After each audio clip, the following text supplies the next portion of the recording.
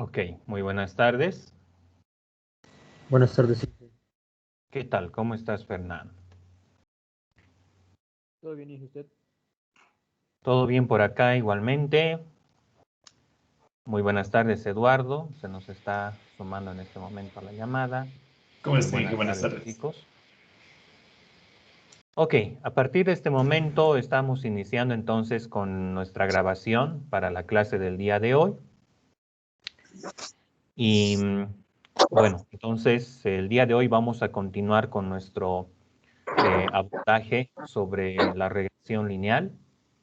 Vamos a estar viendo algunas características de índole probabilística de este modelo. Entonces, si tenemos tiempo en la clase de hoy, me gustaría también que ustedes puedan pasar a realizar algunos ejercicios, y esto ya como un preámbulo a una práctica posterior que nosotros vamos a estar realizando en la materia, ¿no? Entonces, les había indicado de principio que al finalizar cada unidad temática vamos a estar realizando la entrega de una práctica afín al tema que vayamos avanzando. Entonces, cuando ya vayamos finalizando esta primera unidad, está planificado que podamos tener una primera actividad de estas características. Entonces, sin mayor preámbulo, yo voy a primeramente realizar un breve repaso de los puntos que estuvimos abordando en nuestra clase anterior. Entonces,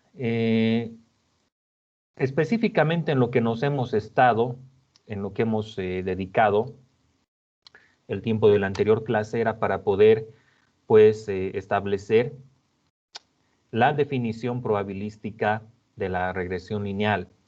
Algo que nosotros habíamos indicado desde que iniciamos esta sección sobre la regresión lineal en general, es que nosotros en primera instancia tenemos una interpretación geométrica que está vinculada a la optimización de una función objetivo que es la de los mínimos cuadrados, ¿no?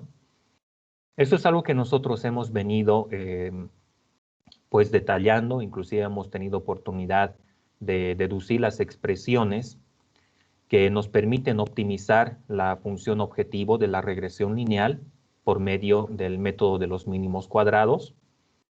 Entonces, lo primero que habíamos indicado es de que lo que asumimos es que cada punto conforma una distancia respecto al modelo que estamos buscando optimizar, y esta distancia es lo que nosotros vamos a identificar como error. Va a ser el error de nuestro modelo.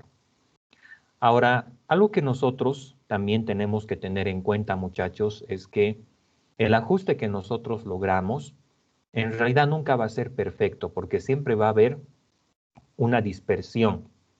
Siempre vamos a tener una distancia entre cada punto y el modelo que estamos ajustando a nuestro dataset. Eso es perfectamente posible, porque al final lo que estamos buscando es realizar un ajuste que sea lo más óptimo, ¿sí? Eso es el objetivo principal que tiene la regresión lineal. Entonces, decíamos que cada uno de estos puntos conformaba una distancia respecto del modelo óptimo que buscábamos optimizar, y eso es como nosotros matemáticamente lo podemos expresar de esta forma, ¿no? Entonces, todas estas distancias van a ser la diferencia respecto del punto y de la predicción. Entonces, decimos que cada uno de estos es un epsilon. Ahora, la razón por la cual nosotros elevamos esto al cuadrado es porque algunos errores pueden tener signo positivo y otros pueden tener signo negativo. Entonces, necesitamos neutralizar el signo de todas las diferencias, y por ello es que aplicamos esta expresión cuadrática, ¿no? Ahora, esto lo podemos también definir de manera vectorial, así como ustedes pueden ver en este caso, ¿no? Entonces, esto ya lo hemos definido en realidad, es lo primero que hemos estado abordando, y luego nos hemos enfocado en las características que tiene que tener cada punto que integra nuestro dataset para poder trabajar efectivamente con lo que es la regresión lineal. Y es así que nosotros habíamos identificado de que cada punto que compone nuestro dataset tiene una, bueno, para empezar, tiene la misma distribución de probabilidad y por otro lado se genera de manera totalmente independiente a los otros puntos que tenemos en nuestro dataset. Entonces, por ello es que decimos que cada registro de nuestro dataset es generado de manera independiente, pero además proviene de la misma distribución de probabilidad. En este caso, nosotros asumimos que esta distribución que genera todos los puntos es una distribución gaussiana, ¿no? De hecho, algo que les estuve mencionando en la clase anterior es que si nosotros hacemos un trazo de estas características, donde tenemos, por ejemplo, nuestro dataset, entonces en él vamos a tener todos los puntos que lo integran. Ahí tenemos, por ejemplo, un primer punto, ahí tenemos otro, acá tenemos otro, y así, ¿no? Y vamos a suponer, por ejemplo, que acá tenemos nuestro modelo óptimo, y como les decía, siempre va a haber una dispersión, o sea, los puntos siempre van a conformar una distancia con el modelo que estamos optimizando. Eso está bien, o sea, con tal de que nuestro modelo tenga una capacidad predictiva determinada, podemos aceptar que hayan outliers, es decir, que hayan puntos que perfectamente no caen sobre nuestro modelo óptimo. Entonces, algo que nosotros habíamos indicado, bueno, acá tenemos un primer epsilon, por ejemplo, epsilon 1, epsilon 2, epsilon 3, epsilon 4. Cada uno de estos epsilons, cada uno de estos errores que conforman la dispersión, tiene una distribución gaussiana. Si nosotros brevemente hacemos el gráfico de una distribución gaussiana, vamos a encontrar que esto es una campana de Gauss que se expande más o menos de esta forma. Eso sería en este primer caso. Lo mismo acontece acá. Y lo mismo vamos a tener en este otro caso. Entonces, estas campanas de Gauss que ahora estoy diagramando acá, tienen la característica común que están centradas en el modelo. Eso significa que la media de estas campanas de Gauss es el modelo mismo, o sea, Y sombrero, ¿no? Y nosotros ya hemos venido identificando de que esto en realidad es igual a W transpuesta por el vector de features y bueno, toda la historia, ¿no? Por ello es que la definición probabilística de cada predicción en nuestro dataset tiene esta forma, ¿no? Entonces, como ustedes claramente pueden ver, es una distribución gaussiana donde la media, esta parte de acá es el modelo, es Y sombrero, ¿no?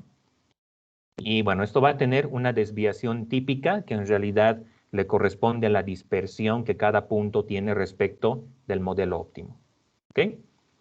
Entonces, lo que nosotros vamos a decir es que cada respuesta tiene este tipo de distribución de probabilidad. Ahora, un punto que habíamos mencionado en relación a esto es que cada una de estas probabilidades es independiente, ¿no? O sea, cada respuesta que nosotros tenemos en nuestro dataset es totalmente independiente de las otras respuestas que se puedan dar. Entonces, es así que nosotros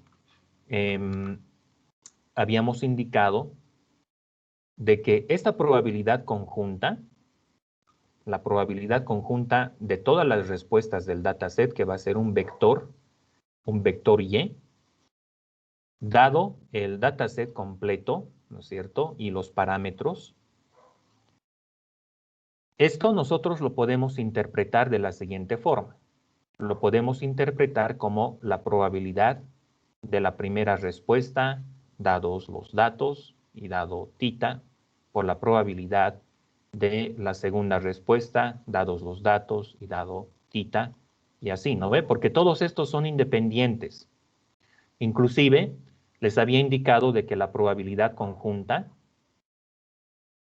de varios eventos que son independientes entre sí, la podemos escribir de esta manera, como la probabilidad de A, por la probabilidad de B, por la probabilidad de C, y así, ¿no ven? Eso también es válido, es un supuesto válido que nosotros asumimos, siempre y cuando estos eventos que estamos evaluando sean totalmente independientes entre sí. Entonces, esta expresión que ustedes ven acá es lo que nosotros identificamos como likelihoods. Este sería nuestro likelihood o la verosimilitud de nuestro modelo. Entonces, el propósito principal de optimizar la verosimilitud es encontrar los parámetros óptimos de nuestro modelo, o sea, buscar este modelo óptimo, por ejemplo, esta línea recta que se ajusta a los datos, eso es lo que estamos buscando.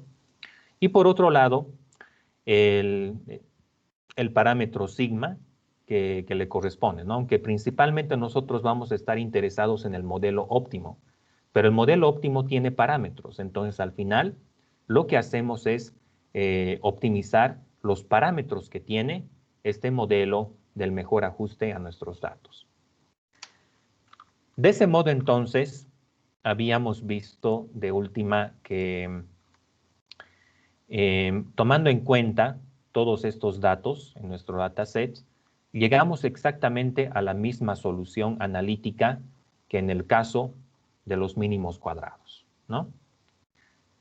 ¿Y por qué ocurre eso? Porque si ustedes se fijan en esta expresión, que es la que define el logaritmo de la verosimilitud, ¿no es cierto? Luego de que nosotros calculamos este producto, vamos a tener en realidad algo más o menos como esto. Esto va a ser un producto que incluye a todos los puntos del dataset. Entonces, este va a ser el producto de y sub n dado el dataset y dados los parámetros, ¿no? Pero nosotros sabemos que esto en realidad es una distribución gaussiana, donde tenemos x y donde tenemos los parámetros también. Entonces, esta distribución gaussiana es lo que nosotros hemos identificado por medio de esta expresión. Entonces, lo que hacemos es multiplicar todas las probabilidades que están incluidas o están siendo contempladas por esta distribución de probabilidad para tener la verosimilitud del modelo, ¿no? Entonces, algo que les había indicado al final es que esta verosimilitud no podemos optimizarla directamente. O sea, si nosotros calculamos la derivada de este producto, va a ser un valor sumamente complejo de evaluar. Entonces, la técnica que nosotros acostumbramos a emplear en lugar del producto directo de la verosimilitud es pues aplicar logaritmos a ambos lados, ¿no? Entonces, si aplicamos logaritmos a ambos lados de esta expresión, lo que vamos a estar evaluando en realidad es el logaritmo de la verosimilitud, o sea, el logaritmo del likelihood, y bueno, eso va a ser el logaritmo de la distribución normal que nosotros originalmente hemos visto, ¿no? En realidad, bueno, la sumatoria desde n1 hasta n de cada una de las distribuciones normales que le corresponden a los puntos del dataset. Entonces, luego de hacer esta expansión, habíamos visto que llegamos a una expresión que tiene más o menos esta forma, ¿no? Y ahí una de las cosas que podemos notar es que el segundo término, o sea, esto que estoy marcando ahora, tiene mucho parecido con la expresión que nos permite, pues, evaluar los mínimos cuadrados, ¿verdad? En realidad, esta sumatoria le corresponde a los mínimos cuadrados de la regresión lineal que anteriormente hemos visto cómo la podemos optimizar, ¿no es cierto? Entonces, vean ustedes que siguiendo este camino de optimizar una regresión lineal por medio del método de la máxima verosimilitud, al final de cuentas llegamos al mismo caso que si nosotros estuviéramos optimizando dicha regresión lineal por el método de los mínimos cuadrados, porque esta expresión de acá en realidad le corresponde a los mínimos cuadrados, con excepción de este factorcito que está ahí, que es un escalador, no afecta en nada en realidad. Pero lo que nos interesa es esta sumatoria, que para nosotros ya es conocida, ya hemos visto esto cuando estuvimos hablando de la regresión lineal por medio de mínimos cuadrados, ¿no? Este otro término de acá es una constante. Entonces, si calculamos la derivada de esto, se va a hacer cero, no afecta para nada, ¿no? De ese modo, entonces, nosotros podemos establecer que la maximización de la verosimilitud de la regresión lineal y la minimización de los cuadrados son un problema equivalente. La verosimilitud, o para ser más explícito, el logaritmo de la verosimilitud y el error, en lo único que se diferencian es en el signo. Vean ustedes que acá la expresión que está multiplicando a la sumatoria es negativa, pero en el caso de los mínimos cuadrados era positivo. Eso es lo único que cambia.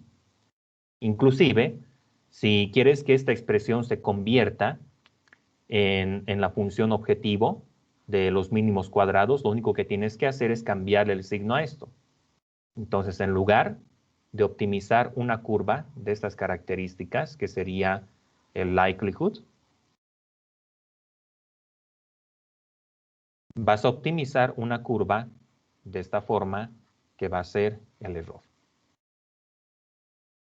Y son cosas totalmente análogas entre sí, de acuerdo a lo que ahora estamos describiendo.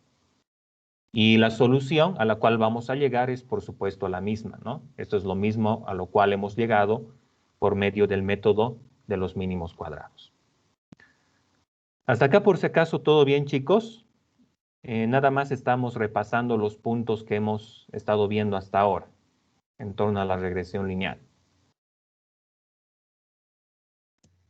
Sí, Inge, todo bien. Ya. Ok. Voy a hacerles ahora algunas preguntitas. Me interesa que esto esté claro porque cuando ya se tenga que implementar esto en Python,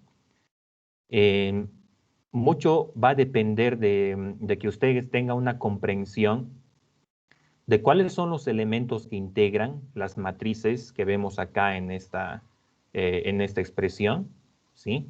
Para que ustedes puedan correctamente hacer este trabajo, ¿no? De implementar el proceso de entrenamiento de la red neuronal, perdón, de la regresión lineal que ahora estamos viendo. Entonces, ¿qué dimensiones va a tener este vector W? Vamos a ponerlo de la siguiente forma.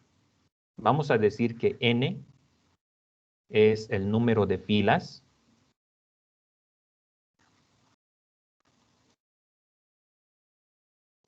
del dataset. D mayúscula es el número de dimensiones. Este número de dimensiones en realidad, chicos, es el número de columnas que va a tener nuestro dataset, o el número total de features, si ustedes quieren. Entonces, en base a esta información que ahora les doy, ¿qué dimensiones va a tener este vector? El vector W. ¿O qué dimensionalidad va a tener?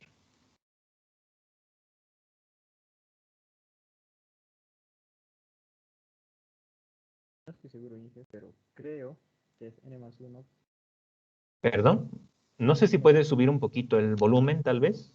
Ahora, Inge, ¿me escucha? Sí. n+1 por d. No estoy seguro. N+1 por D.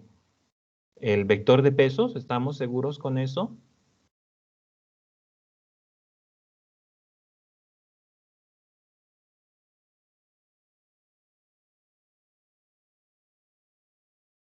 A ver, ¿qué dicen, muchachos? ¿Cuál va a ser la dimensionalidad de este vector, del vector de parámetros? Tendría que ser d. Ya. ¿Algo más tal vez? Más 1 para el bias. Más 1, ¿verdad? Entonces, este vector de acá va a tener las siguientes dimensiones, o sea, el número de dimensiones más 1 y una sola columna, es decir, es un vector que va a tener d más 1 filas, pero una sola columna, o sea, va a ser un vectorcito vertical que tiene los elementos, los parámetros, porque esto incluye el bias y los pesos que le corresponden a cada feature, ¿verdad? Era un vector más o menos de estas características, así, donde el primer elemento es el bias o W0 para nosotros, el siguiente elemento es el primer peso, el siguiente es el segundo, y así, entonces vamos a tener en total, pues, WD mayúscula pesos más 1, ¿no? Esa sería entonces la dimensionalidad que tiene este vector en particular. Entonces, nosotros de todos modos podemos deducir la dimensionalidad que va a tener este vector a partir de las dimensiones que tienen los elementos que estamos multiplicando acá por si acaso. ¿Sí? Entonces, solamente para validar, la matriz X mayúscula, ¿qué dimensiones va a tener?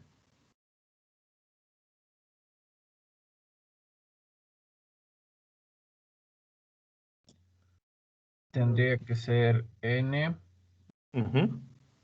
por d más 1. Creo que hay una N por fila D de más unos. 1, ¿verdad? Esas son las dimensiones de esta matriz X mayúscula. ¿Por qué? Porque les venía diciendo desde el principio que la primera columna tiene valores iguales a 1, ¿no ve? Aquí vamos a tener una columna que es X0, por ejemplo, y todos sus valores son iguales a 1. Y desde aquí tenemos X1, X2, X3, X4, etcétera, ¿no? Tantos features yo tenga asociados a mi dataset. Entonces, esta es la forma que va a tener nuestra matriz X mayúscula. Sabiendo eso, ¿qué dimensiones va a tener esta matriz X transpuesta por X?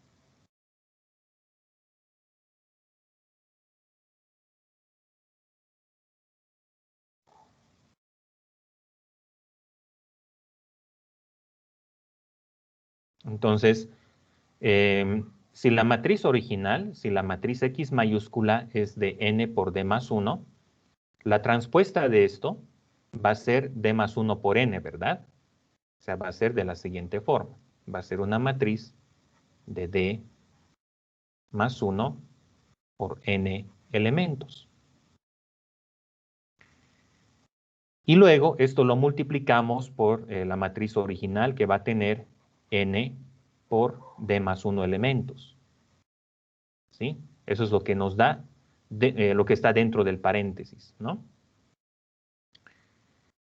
Entonces, si operamos el producto de estas dos matrices, vamos a tener como resultado una matriz cuadrada de d más 1 por d más 1 elementos, ¿verdad?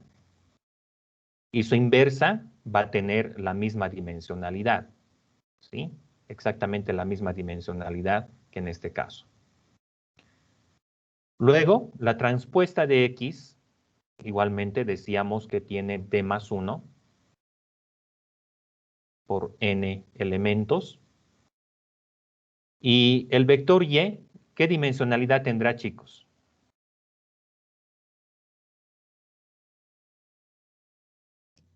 N. N por 1, ¿verdad? Es un vector columna que tiene n filas.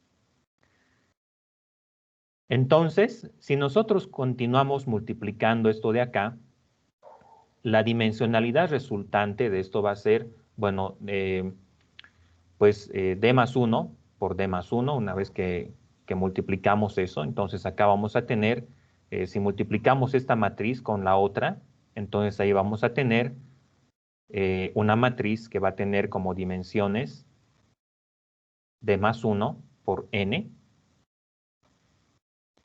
Y luego vamos a tener el vector y, que tiene n por 1 elementos.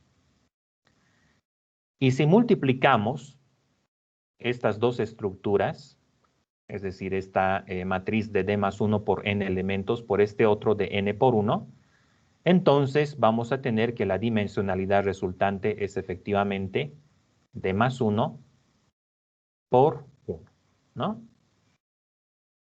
¿Qué es lo que les decía al principio? Esas son entonces las dimensiones que tiene el vector de pesos, muchachos.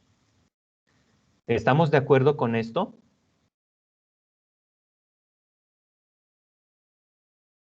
Sí, Inge. Ya.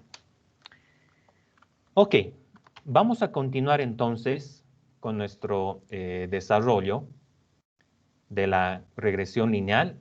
Estuvimos hablando también acerca del concepto de regularización y habíamos visto que la regresión lineal puede presentarse en dos formas específicas. Tenemos la regresión Ridge y también tenemos la regresión Lasso, ¿no? Donde lo único que cambia en realidad es el término de regularización que nosotros le asociamos a la función objetivo. Entonces, en el caso de la regresión Ridge, lo que nosotros hacemos es aplicarle una regularización L2 a la regresión lineal, ¿no? Entonces, este término de acá, que ustedes pueden ver, es el término de regularización que nosotros le estamos asociando a dicha regresión. Y en este caso ocurría lo propio, ¿no? Entonces, el error tenía un término adicional, que era este de acá, que estaba elevado a la primera potencia, por eso es que se llama regularización L1.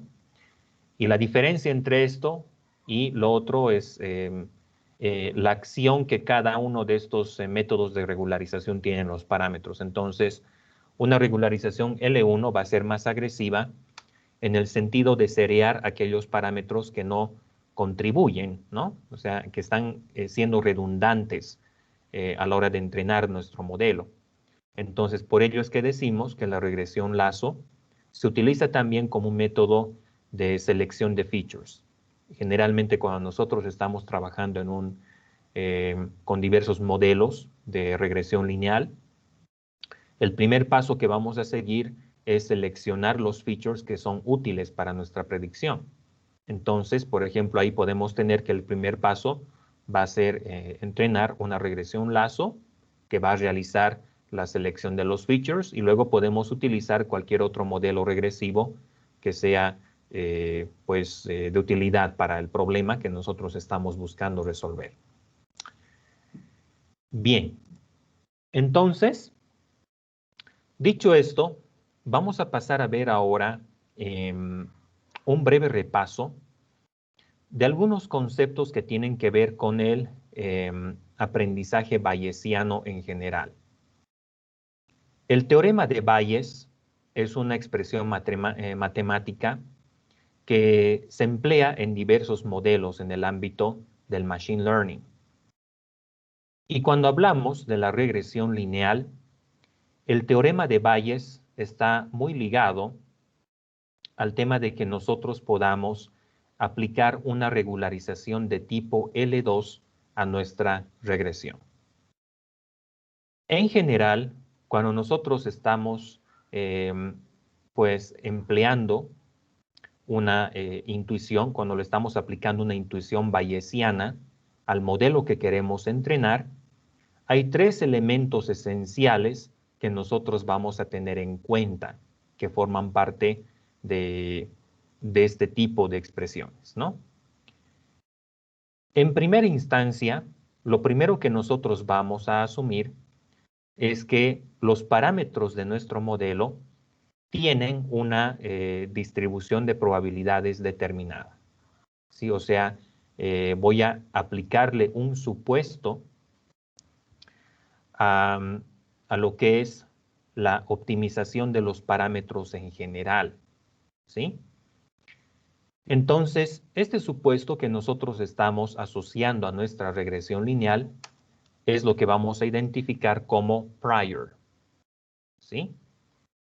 Entonces el prior va a ser la probabilidad de los parámetros que nosotros estamos asociando. En el caso de la regresión lineal, nosotros vamos a asumir que los pesos propiamente dichos tienen una distribución propia de probabilidades y esta distribución está dada por la expresión que ustedes pueden apreciar en este caso, ¿no? Es una distribución gaussiana centrada en cero. Entonces, cuando nosotros expandimos esta expresión de pues de la distribución gaussiana que identifica a este prior, lo que vamos a tener es esto de acá, ¿no? Entonces, si nosotros hacemos el reemplazo dentro de la fórmula de la distribución gaussiana de lo que son los pesos y sabemos que la media es igual a 0, entonces nosotros vamos a tener algo más o menos como esto de acá. Si expando los términos, entonces esto debería de haber sido acá es W, ¿no es cierto? Porque esa es la variable aleatoria menos la media, ¿no? Menos la media transpuesta por W menos la media. Pero sabemos que esta media es igual a 0. Entonces, por ello es que nos quedamos simplemente con una expresión de estas características. W transpuesta por W. Entonces, el otro elemento esencial que vamos a tener en esta expresión es la verosimilitud. Esta verosimilitud, chicos, es lo que nosotros ya hemos deducido anteriormente. Y ya sabemos cuál es la forma que tiene la verosimilitud de nuestro modelo. Entonces, esto va a ser la probabilidad de todas las respuestas dado el dataset y dado los parámetros, que es algo que nosotros ya hemos encontrado con anterioridad. Entonces, ese producto que nosotros teníamos, lo único que vamos a hacer ahora es que lo vamos a, pues, le vamos a integrar este prior que ahora estamos incorporándole a nuestro modelo.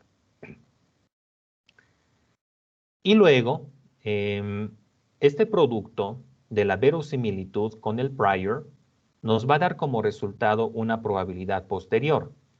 Entonces, en el aprendizaje bayesiano, el prior es un supuesto que de principio yo le aplico al ajuste de parámetros de mi modelo en particular. Es un supuesto que yo estoy introduciendo a mi proceso de entrenamiento. Y en este caso el supuesto es que los pesos van a tener más o menos una forma una forma así, ¿no? Van a tener una distribución de esta forma, porque si yo grafico esta distribución gaussiana, voy a tener así. Voy a tener una forma circular más o menos de estas características. Entonces, ese es el supuesto de principio que yo le estoy asociando a mi ajuste de parámetros, ¿no? Que estos tienen una distribución gaussiana centrada en 0 de estas características, ¿no? Va a ser de esta forma. Entonces, para que esto forme parte de nuestra función objetivo, de aquello que tenemos que optimizar, este prior lo tenemos que multiplicar a la verosimilitud de la regresión lineal que nosotros ya conocemos. Ya hemos deducido la expresión que le corresponde a este likelihood. Fue lo que vimos anteriormente, ¿no? Y este producto lo que nos va a dar es una probabilidad posterior, ¿sí? De los parámetros dado el dataset. Entonces, lo que ustedes pueden apreciar acá es lo que yo estoy ahora buscando maximizar, ¿sí? Si anteriormente yo buscaba maximizar la verosimilitud del modelo, o sea, solamente esta parte de acá, solamente esto, ahora lo que estoy buscando es maximizar la probabilidad posterior o el posterior, ¿sí? Entonces, la diferencia entre este problema de optimización y el que hemos visto anteriormente es la presencia de este prior, que ahora nosotros le estamos asociando a nuestra función objetivo. Esa es la diferencia esencial. Ahora, la probabilidad del dataset nosotros la podemos interpretar como una constante. Es algo que generalmente no vamos a tomar en cuenta. Vamos a asumir que es una constante más de entre las varias que se van generando.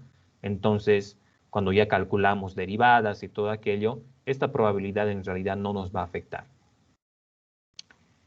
Bien, entonces, como les vengo indicando, en la función objetivo de la regresión lineal, desde un punto de vista bayesiano, hay tres elementos esenciales que nosotros tenemos que identificar. En primera instancia, introducimos un prior, una probabilidad previa, o sea, un supuesto de cuál es el comportamiento que tienen los parámetros de mi modelo.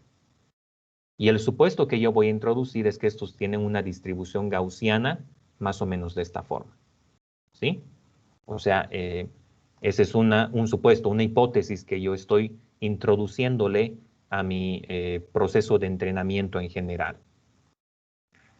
Por otra parte, tenemos el likelihood, que es la probabilidad conjunta del dataset. Eso es lo que en la clase anterior les había indicado, ¿verdad? La verosimilitud o el likelihood de la regresión lineal es la probabilidad conjunta de todas las respuestas, ¿sí? Y ya conocemos cuál es la expresión que define a dicho likelihood. Y tenemos la probabilidad posterior o posterior, que resulta siendo el producto del likelihood con el prior. Entonces, inclusive yo puedo pensar en que si nosotros hablamos de un proceso iterativo para entrenar la regresión lineal, entonces el prior de la iteración actual, o bueno, mejor dicho, el posterior de una iteración, de la iteración actual se va a convertir en el prior de la siguiente iteración y así voy repitiendo este proceso hasta que logre optimizar los parámetros. Ok, entonces les venía diciendo que lo que nosotros vamos a buscar hacer ahora es maximizar esta cantidad, maximizar esta probabilidad. Por lo tanto, lo que nosotros buscamos hacer es maximizar la probabilidad a posteriori. Por lo tanto, vamos a calcular el valor de MAP. ¿Sí? Bien. Ahora, hay un punto interesante que nosotros tenemos que tener en cuenta en torno a esta generalización bayesiana del entrenamiento de la regresión lineal. Y es que este problema de maximizar el MAP en realidad es equivalente a maximizar los mínimos cuadrados con regularización L2. ¿Sí? Entonces, la vez pasada hemos deducido cuál es la expresión que resulta cuando le aplicamos la regularización L2, ¿no es cierto? Vamos a llegar exactamente a ese mismo resultado maximizando el a posteriori, ¿no? Maximizando la probabilidad a posteriori. Bien, entonces, dicho esto, vamos a ver cómo podemos llevar todos estos conceptos al tema de la regresión lineal, ¿no? Entonces, yo voy a anotar acá algunos términos. Vamos a anotar algunos términos. Entonces, lo que anteriormente hemos identificado es que esta probabilidad de los parámetros, dado X, así como las respuestas y los parámetros del modelo, la podemos nosotros escribir como el producto del likelihood, es decir, esta probabilidad de todas las respuestas, la probabilidad del vector Y, dados los datos del modelo, las respuestas y los parámetros, por la probabilidad de W, que era el prior, ¿no? Este era el prior que nosotros originalmente hemos definido. Entonces, nosotros ya sabemos a qué es igual esto de acá, ¿verdad? Nosotros ya sabemos en realidad que este es el producto de esta distribución gaussiana que nosotros hemos identificado de principio, ¿no? Es el producto de la distribución gaussiana de Y, dado X, las respuestas y los parámetros. Y todo esto va desde n igual a 1 hasta n mayúscula. Por el prior, pero sabemos que el prior es esta otra probabilidad, ¿verdad? Es la distribución gaussiana de los pesos, y esta está centrada en 0, ¿no? Y tiene este hiperparámetro que es lambda a la menos 1. Entonces, de ese modo es como nosotros podemos interpretar cada uno de los elementos que integran esta expresión, ¿no? Entonces, lo que nosotros buscamos hacer es, si queremos maximizar esta expresión de acá, en lugar de calcular la derivada directa de todo este producto, lo que hacemos primeramente es aplicar logaritmos a ambos lados, ¿no? Para que este producto se convierta en una sumatoria que es más fácil de evaluar. Entonces, eso nos va a dar como resultado esta expresión que ustedes pueden ver acá, ¿no? Que ustedes, bueno, ya con un poquito más de calma pueden deducir. O sea, si le aplicamos logaritmos a ambos lados de esta expresión, vamos a terminar con esta sumatoria, ¿no? Sumatoria de los logaritmos, de lo que está dentro, por esta otra expresión que ustedes ven acá. Una vez que hemos aplicado los logaritmos, resulta que esto con esto se va a ir. Igualmente este logaritmo con el otro exponencial se van a ir. Y si luego reorganizo los términos y los expreso en su forma matricial, voy a terminar con esta expresión de acá. ¿Sí? Y si ustedes prestan un poquito de atención a esto que estamos viendo acá al final, se van a dar cuenta inmediatamente que esta es la expresión de los mínimos cuadrados, ¿verdad? Nosotros ya conocemos esto de acá. Estos son los mínimos cuadrados, solo que está cambiado de signo. Y esta otra expresión es la regularización L2, ¿no es cierto? Entonces a eso estamos llegando, tal como pueden ustedes verificar, ¿no? Entonces, ¿qué significa eso, chicos?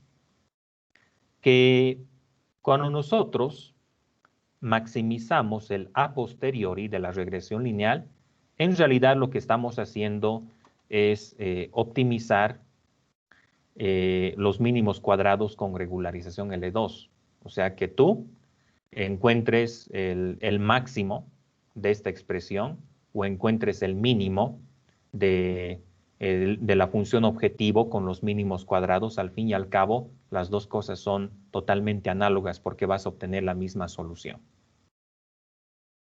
¿Ok, chicos? ¿Estamos bien con eso?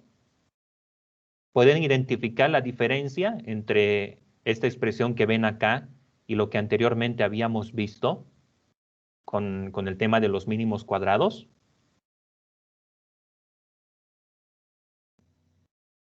Sí, Inge. Son básicamente lo mismo, pero con el signo cambiado, ¿verdad? Y algunas otras constantes de escalamiento que en realidad no afectan.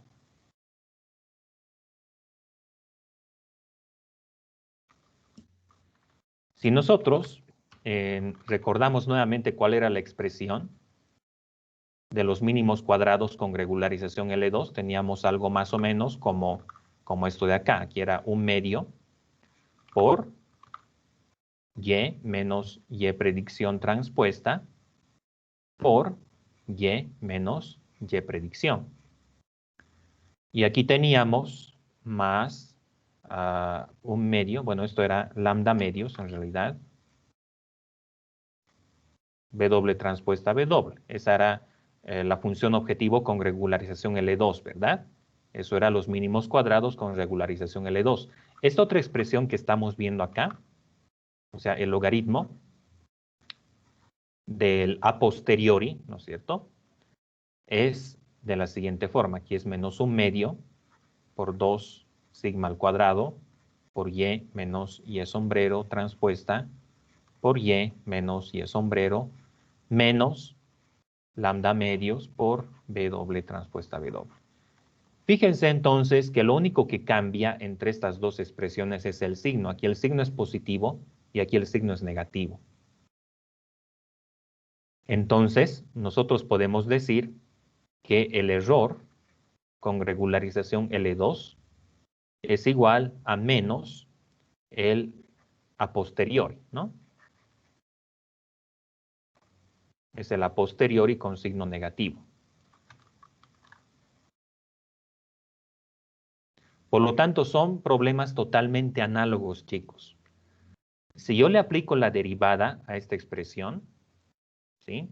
Si hago esto e igualamos a 0, si calculamos esta derivada de P y la igualamos a 0, entonces lo que vamos a tener acá es, por ejemplo, bueno, esto es como si estuviera elevando, ¿no es cierto?, la expresión al cuadrado, o sea, como si esto fuera Y menos Y sombrero al cuadrado. Entonces, la derivada de algo que está elevado al cuadrado, ¿a qué es igual, chicos? 2 veces ese algo, ¿verdad? Aquí voy a tener menos 1 sobre 2 sigma al cuadrado por 2 por Y menos Y sombrero. Y bueno, esto todavía hay que derivarlo, ¿sí? Hay que derivar Y sombrero respecto de los parámetros que tiene, o sea, respecto de B doble. Entonces ahí vamos a tener menos X, ¿no? Y aquí vamos a tener simplemente menos lambda medios por 2B doble. Y esto va a ser igual a 0.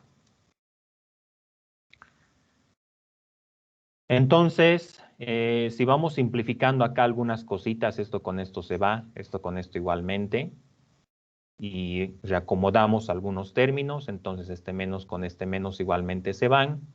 Entonces voy a tener acá X transpuesta por Y menos Y predicción, menos lambda por B doble es igual a 0, ¿no? Entonces, si nosotros seguimos reorganizando, si vamos realizando las operaciones que corresponden, al final, cuando yo haga el despeje de X, vamos a llegar a lo siguiente. Vamos a llegar a que esto es igual a X transpuesta por X más lambda por Y inversa por X transpuesta por Y. Eso es lo que vamos a obtener. Ok. Entonces, como pueden ustedes claramente ver, llegamos exactamente al mismo resultado cuando maximizamos el a posteriori y cuando minimizamos los cuadrados, ¿no es cierto? Cuando calculamos los mínimos cuadrados con regularización L2. Por lo tanto, estas dos soluciones, la solución obtenida maximizando el a posteriori, es la misma solución que la de la regresión lineal con regularización L2. Son exactamente lo mismo. Entonces, lo que ustedes ya pueden ver acá, muchachos, es que aplicarle este supuesto inicial a nuestra función objetivo, en el sentido en que los pesos tienen una distribución determinada, en este caso una distribución gaussiana isotrópica centrada en 0, al final lo que nos permite a nosotros pues intuir es la aplicación de una regularización a la regresión lineal, ¿sí? Entonces la presencia de este prior bayesiano que le estamos asociando a nuestra función objetivo es lo mismo que si estuviéramos regularizando la regresión lineal y si estuviéramos haciendo uso de una regularización L2, por ese caso, chicos. Entonces, es por ello que si ustedes ven en la literatura, ahí lo que se dice es que este tipo de, por ejemplo, cuando nosotros no tenemos muchos datos en general, la inversa de esta matriz X transpuesta X va a tender a ser singular, ¿sí? No va a ser invertible. Entonces, cuando tenemos pocos datos, también somos más propensos a un sobreajuste, ¿sí? A un sobreajuste del modelo. Entonces, la forma en la cual nosotros podemos sobrellevar ese escenario es introduciendo regularización para poder reducir la complejidad de nuestro modelo. Por supuesto que si nosotros no tenemos muchos datos, no ayuda en nada de que yo tenga un modelo con 1000 parámetros, digamos, o algo así, ¿no? Entonces, el número de parámetros que yo le aplico al modelo tiene que ir a la par con el tamaño del dataset con el que estamos nosotros trabajando, ¿no? Entonces, si no tenemos muchos datos, tenemos mayor propensión al sobreajuste y la forma en la cual nosotros podemos sobrellevar ese escenario es introduciendo regularización. Y el supuesto bayesiano, o sea, el prior que nosotros hemos aplicado a la función objetivo, es equivalente a la aplicación de una regularización L2, ¿sí? Eso quiero que lo tomen en cuenta porque cuando se habla de modelos bayesianos o intuiciones bayesianas de modelos en general, al final de cuentas lo que se está haciendo es introducir un supuesto sobre la distribución que tienen los parámetros del modelo y eso es básicamente todo, ¿no? Entonces, en muchos casos la razón por la cual se hace eso es cuando no tenemos muchos datos, pues introducirle una regularización a nuestro modelo en general. Bien, hasta acá, ¿cómo estamos, chicos? ¿Dudas? ¿Consultas?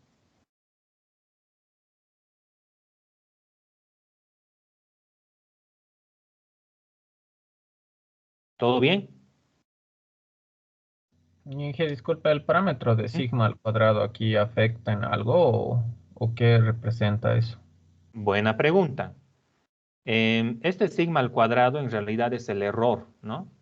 Hice este gráfico, ¿no es cierto?, al principio de las campanas de Gauss con la función. Sigma en realidad es la desviación típica que tiene esta distribución gaussiana, ¿no?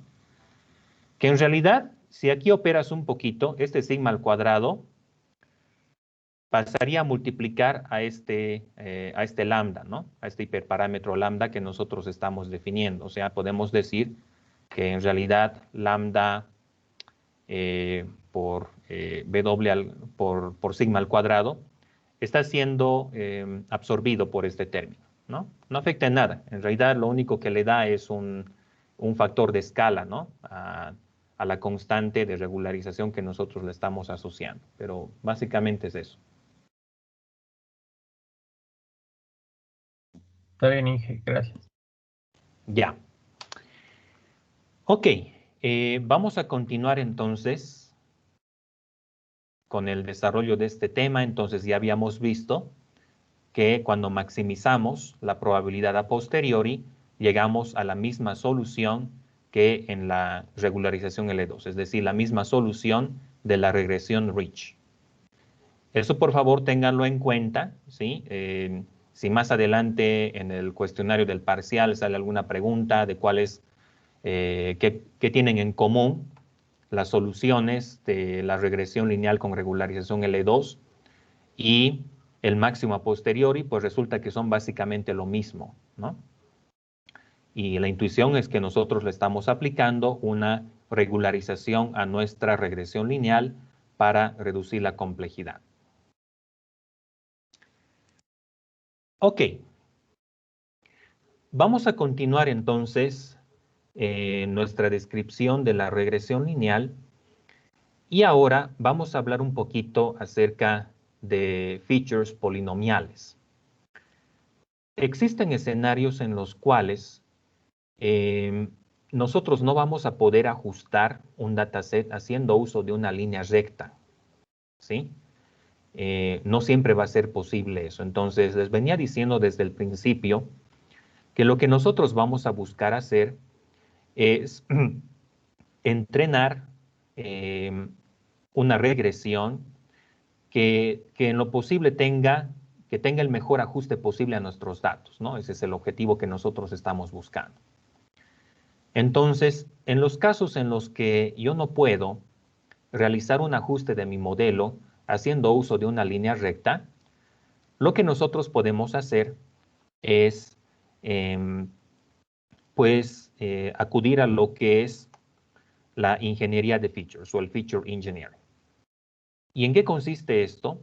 En realizar alguna operación matemática a nivel de las filas que yo ya tengo a mi disposición, o bien realizar operaciones entre columnas del dataset. En este caso en particular, nosotros podemos advertir un dataset que no puede ser ajustado por medio de una línea recta, pero esta forma que ustedes pueden ver, esta curva, en realidad se puede generar, por ejemplo, elevando al cuadrado la primera columna del dataset, multiplicando la primera columna con la segunda, por ejemplo, y elevando la tercera al cuadrado y así, ¿no? Entonces, de ese modo es como yo puedo construir una curva que va teniendo el mejor ajuste posible a nuestros datos. Entonces, esto da cabida al concepto de lo que es la regresión polinomial. La regresión polinomial no es otra cosa que realizar alguna operación matemática, en este caso, elevar a alguna potencia los features de nuestro dataset. ¿Ok? Entonces, una regresión polinomial va a tener, por ejemplo, la forma matemática que nosotros podemos ver acá, ¿no? Si tenemos, por ejemplo, un dataset que tiene área y número de habitaciones de algún inmueble, y resulta que este dataset no es posible ajustarlo por medio de una línea recta, entonces podemos jugar con los features. Por ejemplo, podemos elevar al cuadrado el primer feature, ¿no? Podemos generar una nueva columna para nuestro dataset, donde x2 está elevado al cuadrado, por ejemplo. Y podemos tener una nueva columna donde multiplicamos x1 por x2. Entonces, cuando vamos haciendo estas operaciones matemáticas, chicos, al final, lo que estamos logrando es que nuestra función predictiva, nuestra función de hipótesis, tenga la forma de un polinomio, como el que ustedes pueden ver acá, ¿no? Entonces, por ejemplo, para el primer feature, que en este caso es el área del inmueble, voy a tener un primer parámetro W1, ¿no? Eso es para la primera columna, para el primer feature que estamos optimizando. Y lo mismo voy a tener para la segunda columna, en este caso el número de habitaciones x2. Luego voy a tener otro parámetro para esta operación de elevar x2 al cuadrado, ¿no? O sea, esta nueva columna que artificialmente yo estoy creando. Luego voy a tener otro parámetro para esta nueva columna que es x1 por x2. Entonces, si estuviera haciendo más operaciones acá, por ejemplo, si tengo una nueva columna que es x1 al cuadrado, entonces tendría que tener otro parámetro más para x1 al cuadrado y así. Entonces, cada una de estas columnas que resultan de realizar alguna operación matemática con los features, incrementa la dimensionalidad del dataset original, por si acaso, chicos, ¿no? O sea, sí, estoy teniendo el beneficio de lograr un mejor ajuste para mis datos, pero algo que hay que tener en cuenta también es que estoy incrementando la dimensionalidad del dataset. Y cuando incremento la dimensionalidad, indirectamente estoy incrementando también el número de parámetros. Y cuando incrementamos el número de parámetros, estamos incrementando la complejidad del modelo, ¿no es cierto? Y en términos del bias y la varianza, ¿qué es lo que estamos incrementando, chicos? Cuando introducimos más parámetros.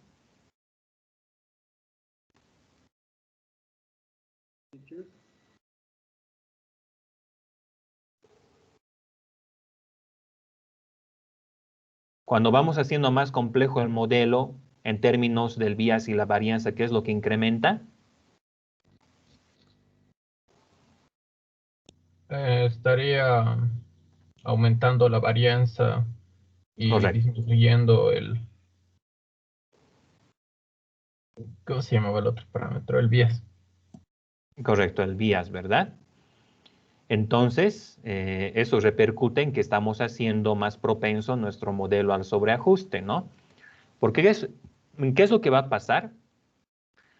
Supongamos que tenemos de principio un modelo de esta forma, ¿no? Luego de hacer estas operaciones matemáticas entre features, vas a terminar con un modelo más o menos de estas características. Pero vamos a suponer ahora que hacemos una operación más. Vamos a suponer que ahora multiplicamos x1 con x3, digamos, si tenemos un x3.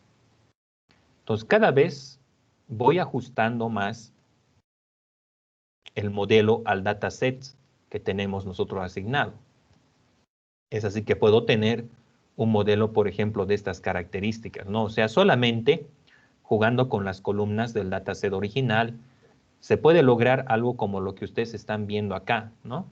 Un modelo de estas características. O sea, vas jugando con x1, con x2, los multiplicas, los elevas al cuadrado y realizas una serie de operaciones de tal modo que terminas con un modelo más o menos de estas características que pasa por todos los puntos que están en el dataset. Les venía indicando que esto no es algo a lo cual nosotros deberíamos tender. Esto es algo que deberíamos evitar porque claramente es sobreajuste de nuestro modelo, ¿no? Entonces, cuando estamos trabajando cuando estamos haciendo ingeniería de features, cuando estamos haciendo operaciones matemáticas eh, entre una y otra columna del dataset, tenemos que cuidar este escenario, ¿no? De que no haya un momento en el cual esté sobreajustando tanto el modelo que va a realizar buenas predicciones con el dataset de training, pero con el dataset de validación ya no funciona, ¿no? Ya no hace buenas predicciones. Entonces, bueno, como conclusión general de esto, nosotros podemos realizar operaciones matemáticas entre columnas del dataset, de tal modo de generar un modelo polinomial. En otras palabras, una regresión polinomial, ¿no? Y por cada operación que yo realice, necesito asociar un parámetro, ¿no? Entonces, mientras más características polinomiales nosotros vamos introduciendo, pues nuestro modelo se va a ir haciendo más propenso al sobreajuste. Entonces, como todo en Machine Learning, esto es prueba y error, ¿no? Hay que ir evaluando cómo es que se desempeña el modelo con el dataset de validación y si tenemos una buena bondad de ajuste ahí también versus lo que tendríamos con el dataset de entrenamiento si corresponde, ¿no? Ahora, si ustedes leen el capítulo de modelos lineales para regresión en el libro de Bishop, inclusive estas expresiones que multiplican a los parámetros se las denota de la siguiente forma. Por ejemplo, vamos a tener que y predicción es igual a W1 por alguna función de x1, ¿no? O sea, phi de x1, más W2 por phi de x2, más W3 por phi de x3, y así, ¿no? Más W0, que es lo mismo que el bias en realidad. Entonces, estas funciones phi que nosotros estamos introduciendo a la definición de nuestro modelo lineal son lo que nosotros llamamos basis functions o funciones base, ¿sí? Porque en realidad estas funciones pueden ser cualquier operación matemática, puede ser simplemente x1, puede ser x1 al cuadrado, o puede ser x1 por x2. En realidad esto puede ser cualquier operación matemática que nosotros le consignamos a nuestro modelo. Y por eso es que decimos que los parámetros de nuestra regresión lineal, cada uno de ellos multiplica a una función base. Inclusive, nosotros podemos hacer que estas funciones sean, por ejemplo, la función de base radial que utilizábamos para poder entrenar SVMs en un espacio de dimensionalidad superior.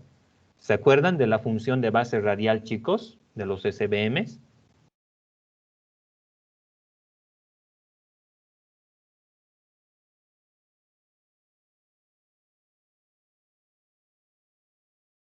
¿Alguien recuerda? La función RBF que habíamos visto en el tema de SVMs. ¿Se acuerdan?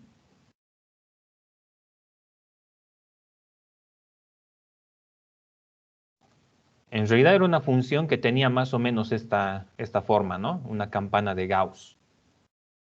Que inclusive cuando la aplicábamos al modelo nos permitía llevar los puntos que no eran linealmente separables en una dimensionalidad menor a una mayor dimensionalidad donde sí son linealmente separables, ¿no? Entonces este tipo de funciones nos permitían hacer eso y en la regresión lineal las puedo utilizar también como funciones base para poder realizar las operaciones que corresponden. Inclusive con las columnas de nuestro dataset se puede calcular cosas tales como, por ejemplo, una transformada de Fourier o evaluar una función gaussiana o lo que fuere, ¿no?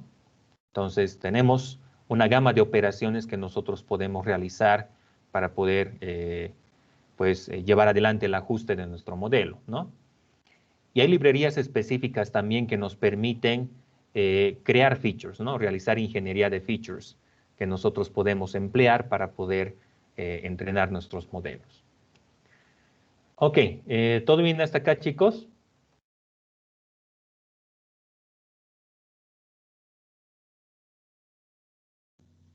Sí, Inge. Ya. Ok. Bien, otro de los puntos que vamos a pasar a ver antes de ingresar en un ejercicio, ¿sí? Porque luego de esto me gustaría que ustedes puedan revisar el ejemplo que he preparado para ustedes. Entonces, la regresión lineal, al igual que los otros modelos que vamos a estar viendo más adelante, los podemos entrenar, bueno, en realidad el caso particular de la regresión lineal, podemos entrenarlo de dos formas. Hasta ahora nos hemos estado enfocando en realizar el entrenamiento de la regresión lineal por medio de métodos analíticos, esto es, pues calcular la derivada del loss function, de la función objetivo, o bien de la verosimilitud, la igualas a cero y luego despejas los parámetros. Eso es lo que nosotros llamamos solución analítica de la regresión lineal. Y podemos hacerlo en el caso particular de este modelo. Eso es algo que no podemos hacer, sin embargo, con otros modelos, ¿sí? Habíamos visto también que hay algunas restricciones en torno a aquellos casos en los cuales nosotros podemos, pues,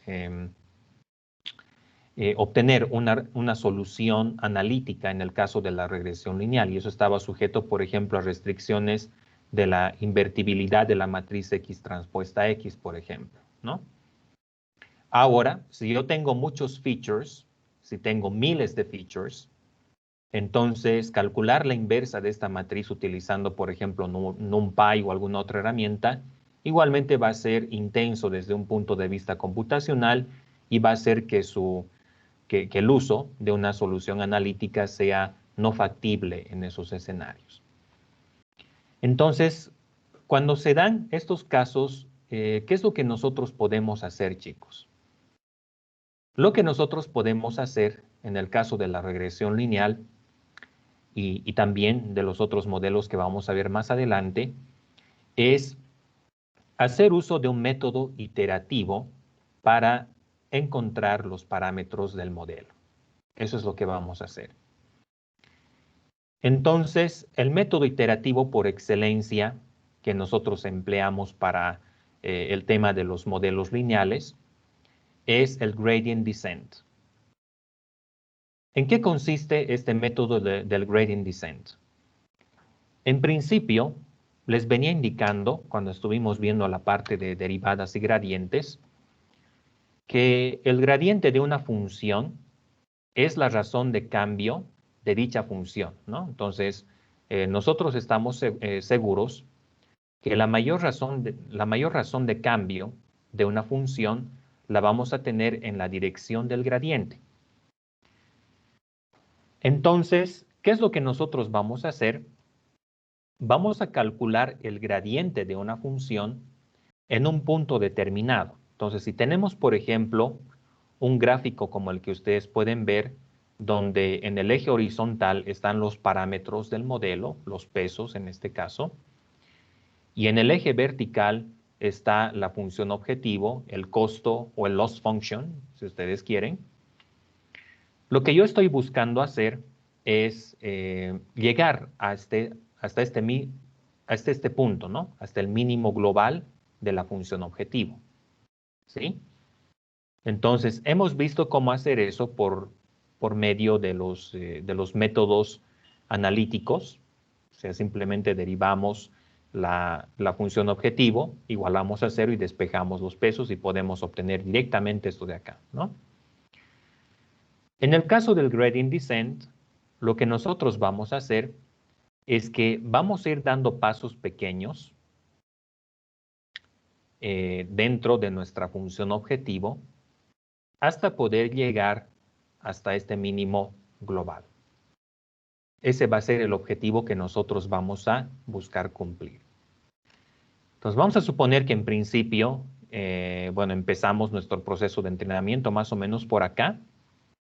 Y pueden ver ahí que el error está en un punto alto, ¿no? Entonces vamos a ver que el error es alto. Entonces vamos dando pasos pequeños. Por ejemplo, aquí doy un primer paso. Me posiciono acá, luego voy dando otro paso y así voy bajando paulatinamente hasta que en algún momento voy a terminar en el óptimo de la función de costo, ¿no? O del loss function que estamos optimizando. Entonces, en este caso, la solución que nosotros estamos encontrando es aproximada. O sea, puede que caiga, por ejemplo, más o menos por acá o un poquito cerca al óptimo de la función, ¿no? Puede que no caiga siempre en el mínimo, ¿sí? Se puede trabajar en torno a esto. ¿Sí? Yo puedo aplicarle un scheduling, o sea, mientras voy iterando, cada vez que me voy acercando más, puedo hacer que el paso se vaya haciendo más pequeño. Eso también lo podemos hacer y es algo que vamos a ver más adelante en entrenamiento de redes neuronales. Pero bueno, la idea está en que nosotros tenemos que llegar a un punto muy, pero muy cercano al mínimo de esta función.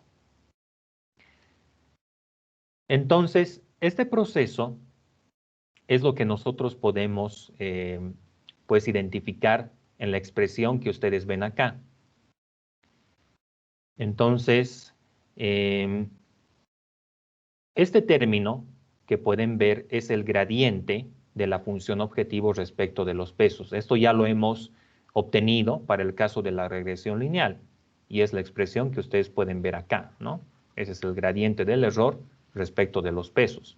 Cuando estuvimos haciendo el despeje del error y luego hemos encontrado los parámetros por medio del método analítico, hemos llegado a esto primero, ¿no?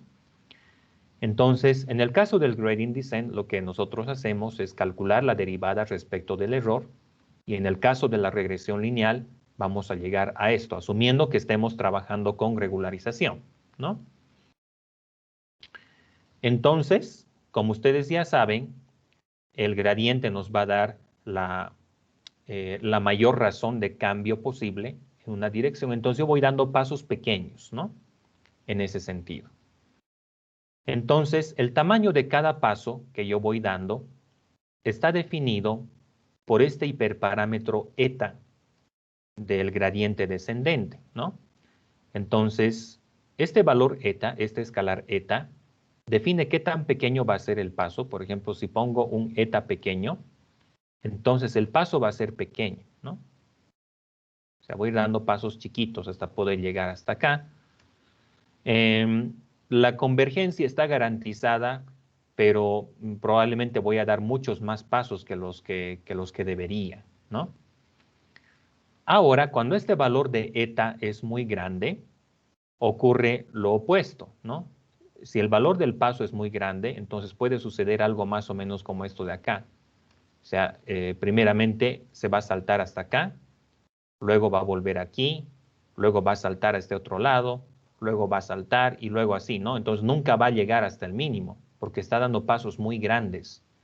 Solamente está rebotando entre un lado y otro de la función objetivo. Entonces, hay que saber elegir un valor adecuado para este hiperparámetro eta, ¿no? De tal modo que no sea muy pequeño, que en realidad nunca optimicemos, o que no sea muy grande, que solamente estemos rebotando dentro de la función objetivo. Entonces, nosotros nos vamos a dar cuenta de eso cuando ya aplicamos este método, ¿no? O sea, digamos, dentro de unas 10 o 15 iteraciones ya debería de estar viendo una reducción en el error del modelo, ¿no? En algunos casos, este hiperparámetro eta se lo divide sobre el número total de puntos que tengo en el modelo. Esto es nada más para efectos de normalización, ¿sí? Y lo mismo se estila hacer en el caso de la función objetivo. En algunos casos, el error cuadrático también lo dividen entre el número total de puntos que tiene el dataset. Pero, bueno, eso es nada más para normalizar los datos, ¿sí? El propósito principal por el cual se lo haría es para normalizar los datos que tenemos en nuestro dataset. Entonces, cada vez que nosotros hacemos eso, cada vez que vamos dando estos pasos pequeños hasta dirigirnos al mínimo de la función objetivo, actualizamos el valor de los parámetros. Ustedes ya saben que W es un vector que está compuesto por el bias, o sea, W sub 0, y los pesos que le corresponden a cada feature, ¿no? Aquí voy a tener W1, W2 hasta W sub D. Entonces, cada uno de estos valores se va actualizando por cada iteración, por cada paso que yo doy hasta el mínimo de esta función. Ok, ¿hasta acá todo bien, chicos?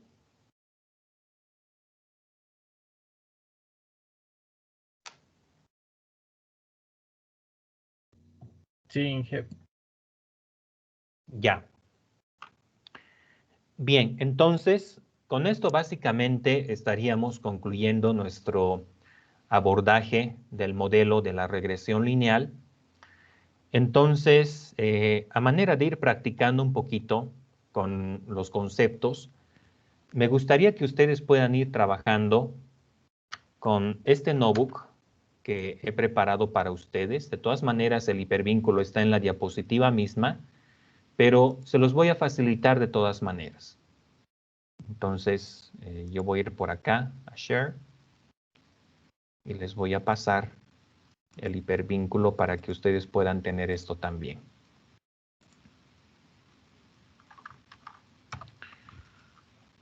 Ok, entonces, este notebook que les estoy pasando ahora tiene dos partes.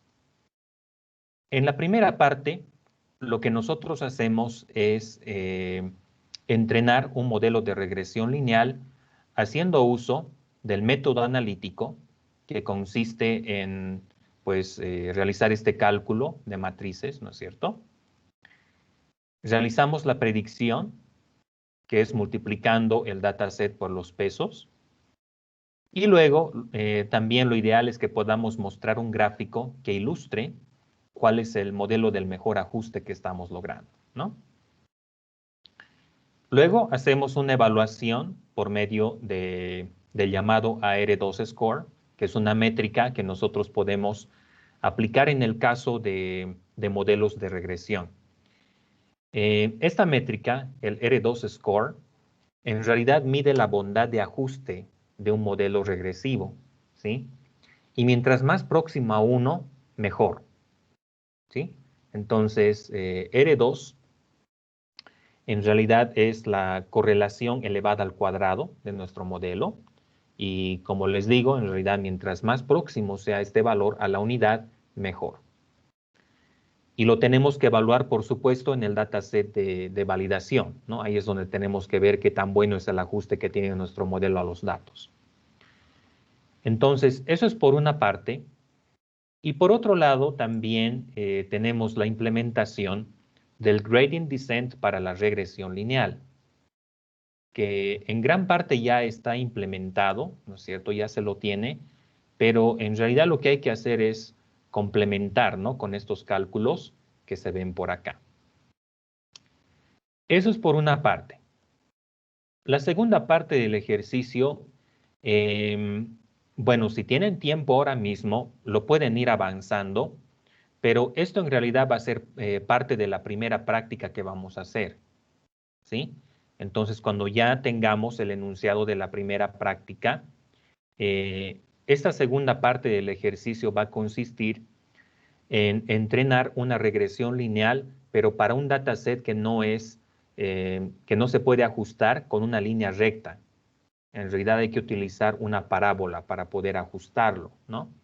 Entonces, justamente hoy día veíamos cuáles son las definiciones básicas de la regresión polinomial y consiste en realizar una operación matemática a nivel de columnas de nuestro dataset para que podamos hacer el ajuste. Entonces, lo primero que se tiene que hacer es realizar esta ingeniería de los features, que en este caso va a ser elevar la primera columna al cuadrado y retomar la otra columna, y de ese modo vamos a generar, ¿no es cierto?, nuestros features. Entonces, este segundo dataset se lo puede ajustar con una parábola, ¿no?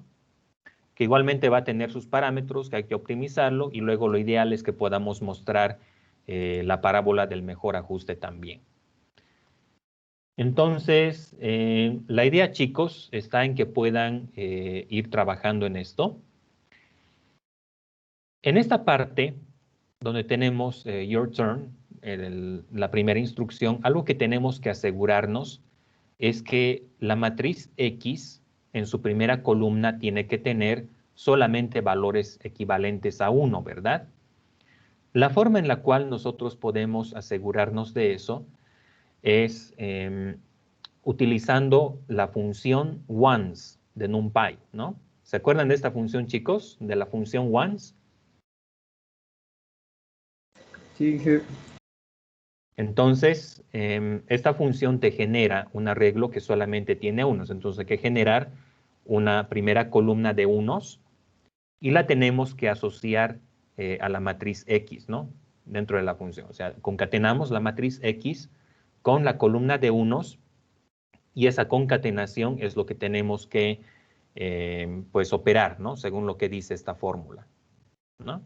Entonces, con la concatenación de los unos y los datos que tiene X es que vamos a realizar esta operación que dice acá. Entonces, esta misma función train sirve más adelante cuando ya queremos optimizar la regresión polinomial, ¿no? Con este dataset que tenemos a disposición. Ok, chicos, entonces nos vamos a dar unos minutos para ir avanzando en esto. La idea está en que ustedes puedan un poquito retomar la sintaxis de Python que nos permitía hacer esto. Por ejemplo, para hacer los productos de las matrices, nosotros utilizábamos el operador del arroba, ¿verdad? Entonces, este operador arroba me permitía hacer el producto de dos matrices en general, entre otras cosas. Para poder calcular la inversa de la matriz, utilizamos linalg.inf, ¿no? Que es algo que se requiere para esta parte. Ok, chicos, ¿estamos de acuerdo? Sí, jefe. Ya. Bien, vamos trabajando entonces en el ejercicio. Las indicaciones para cada parte están dadas ahí. De todos modos, si van teniendo consultitas o dudas, yo voy a estar acá para poder asistirlos. Y reitero, la segunda parte del ejercicio, lo que está aquí a partir de Polynomial Regression, eso ya es parte de la primera práctica que vamos a ver. De la práctica de la unidad 1, que más adelante vamos a estar planteando formalmente.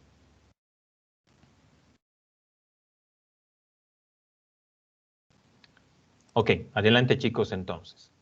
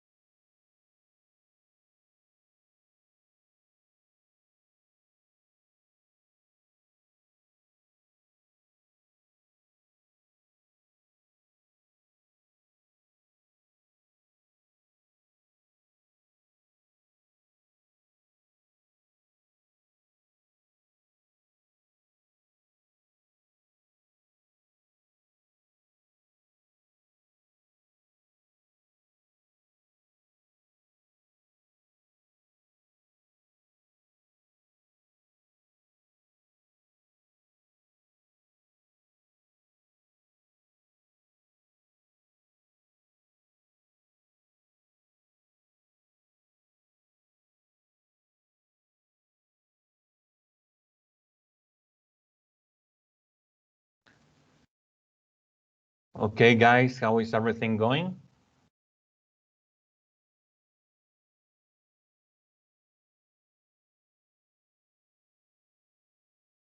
Is everything all right?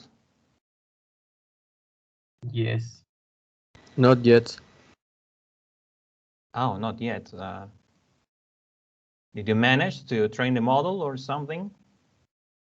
In the plot the model. Oh, you're doing that. All right, fine. Okay, well, you can take some time in order to complete the exercise, guys. As I told you before, part of it is going to be, the assignment that we're going to have later. So when we finish Unit 1, we're going to have a practical assignment. And the second part of this notebook is part of that assignment as well. So I would advise you to, whenever you have time in order to continue working on this exercise, to work on it fully. Okay, so we're just about to finish today's class. And what I'm going to do right now is that I'm going to check the roll. So everyone is going to answer with present or here when I call you, all right? Please pay attention.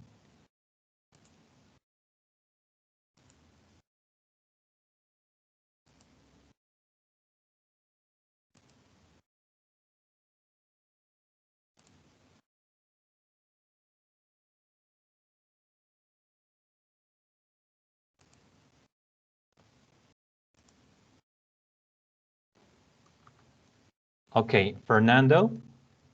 Present. Thanks.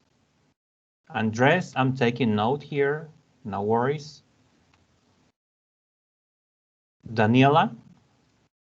Present.